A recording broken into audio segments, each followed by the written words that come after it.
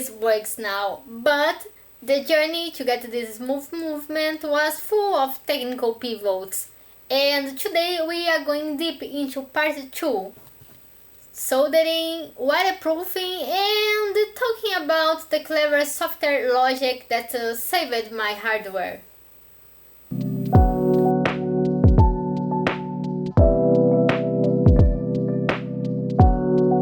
Hi everyone, welcome back to She Builds.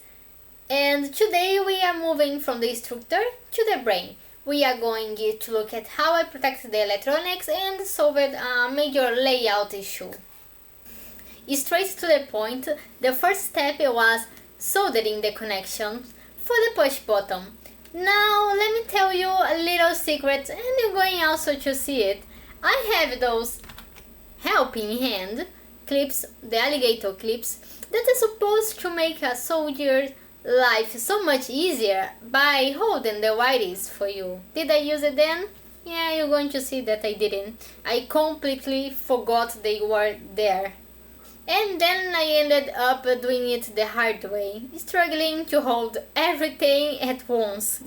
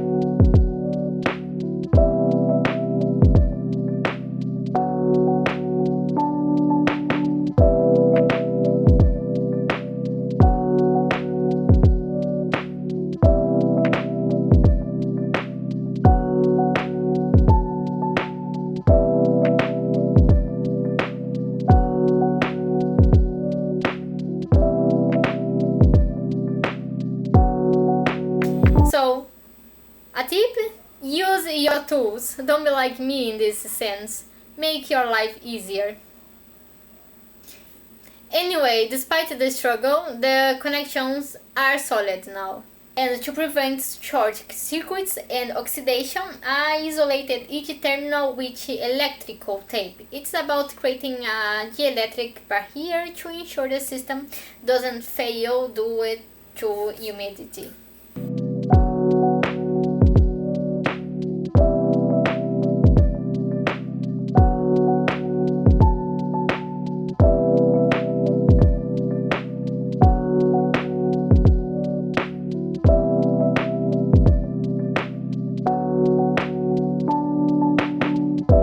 So translating, also if I was not using biscuit clay, I was going to use the electrical tape.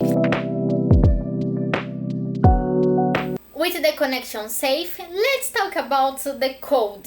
I used the Arduino IDE to solve a hardware problem. Usually you will need physical pull-up resistors to keep the bottom signal stable, but to keep the circuit compacted, I used a software-based trick, the input _ pull up command. This activates the 80 megas internal resistor, eliminating the need for extra components and reducing potential failure points in the wiring. This software logic keeps the input signal clean and prevents floating errors. If I simply connect a button to the Arduino without any resistor, the pin doesn't know if it's high or low when the button isn't pressed. So, yeah, translating again, this would make the lid of our box open and close randomly.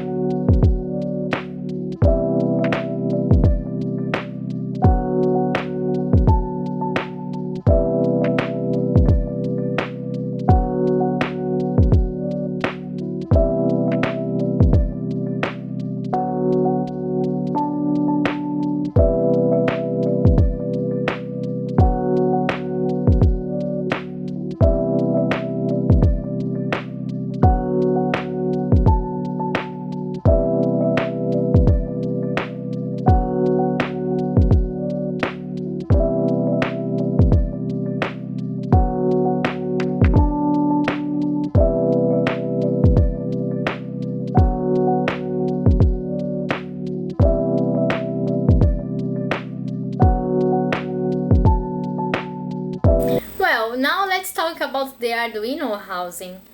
I used an ice cream container to build a custom enclosure. And why plastic?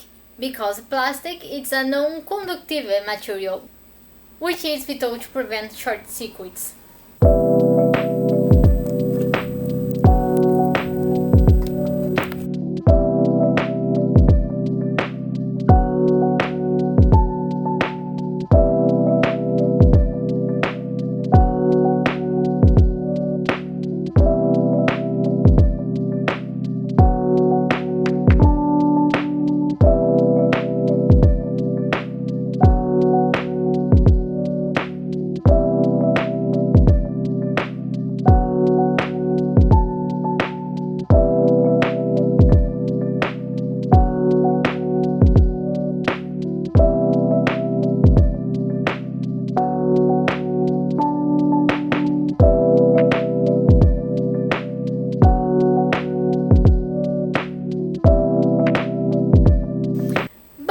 You might notice I also wrapped every piece in electrical tape.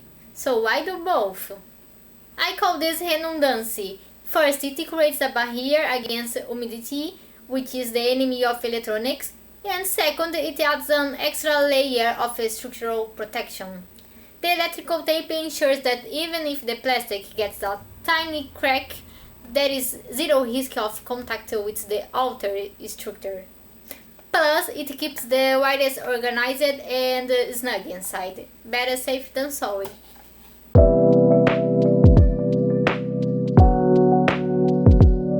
And only after the electrical part was ready, I faced a layout issue. The original hole in the center of the box was not a good idea because of the size of the push button. Was just not fitting, was looking terrible. Then I had to cut the box again and all. I was already rock hard the box because I was already with joint compound and I was already painted and I had to paint that part again. But well, all ended fine. But and the next time I have to look to this detail also that I didn't look at. The size of this push button, or any other components that I use it, I have to look to the size of these things. I have to think about it before.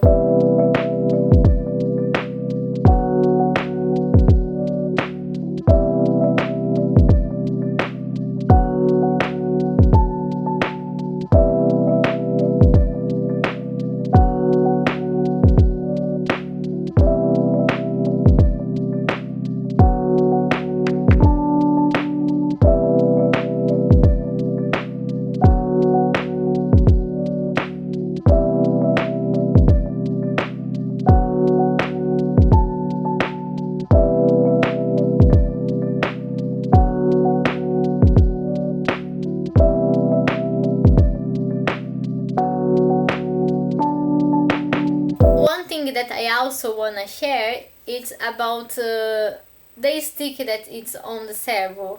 Initially I wanted an aluminum rod connecting the servo directly to the lid, but then I thought about the user. This is for kids, so if a child forced the lid open, a rigid connection would snap the servo gears instantly. Then I pivoted to a passive stopper using a wooden support and a biscuit travel limiter at the back.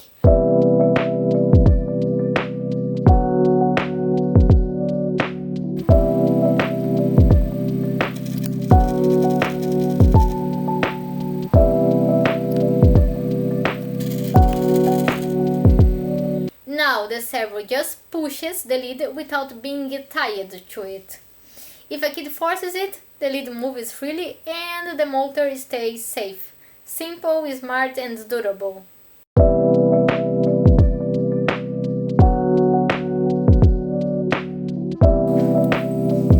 Yeah, from soldering struggles to software optimization, this build was a lesson in technical adaptability. It works smoothly because the electrical foundation is solid.